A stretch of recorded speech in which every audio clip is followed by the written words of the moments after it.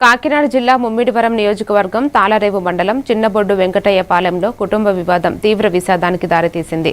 గ్రామస్తుడు పాలేపు సత్యనారాయణ తోటి కోడలతో ఘర్షణలో గాయపడి ఆసుపత్రిలో 6 రోజుల కోమాలో ఉండిన తర్వాత మృతి చెందాడు. స్వగ్రామంలోని ఇంటి పోర్షన్ కోసం కోడలు అడ్డుపడ్డారు. బాధిత కుటుంబం పోలీసులకు ఫిర్యాదు చేయగా దర్యాప్తు ప్రారంభించారు.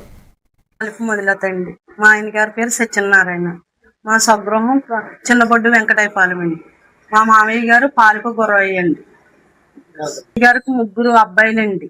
మా బావగారు మా మహాలక్ష్మి పాలిప మహాలక్ష్మి పెద్ద ఆయనండి. రెండో ఆయన చిన్నబొడ్డు వెంకటయ్యపాలెంలో ఉంటారండి, లక్ష్మణ్ రావు అండి. మా ఆయన గారి పేరు అన్నవరం సత్యనారాయణ అండి. ఆయన గారికి కొన్ని రోజుల నుంచి అనారోగ్యంగా ఉంది సార్. మేము అద్దెంట్లో ఉంటున్నామండి. ఉంటే మా ఆయన గారు అన్నారు, నాకు మా పుట్టి ఇంటికి వెళ్ళిపోవాలని ఉంది, చిన్నబొడ్డు వెంకటయ్యపాలెం అని అడిగారండి. అంటే మా బాబు నేను వెళ్ళానండి మా మావయ్య గారి దగ్గరికి. మావయ్య ఇలాగా మీ అబ్బాయి వచ్చేస్తానంటున్నాడు, ఇక్కడికి ఓ పోర్షన్ ఖాళీ చేయించు వచ్చేసి ఉంటాం అనేసి అన్నానండి. అంటే వచ్చేయండి అమ్మా అన్నాడండి. అంటే మా తోటికాళ్ళలో రెండో ఆవిడ అక్కడ చిన్నబొడ్డు వెంకటయ్యపాలెంలో ఉన్న ఆవిడండి మా పోర్షన్ లాగేసుకుంది.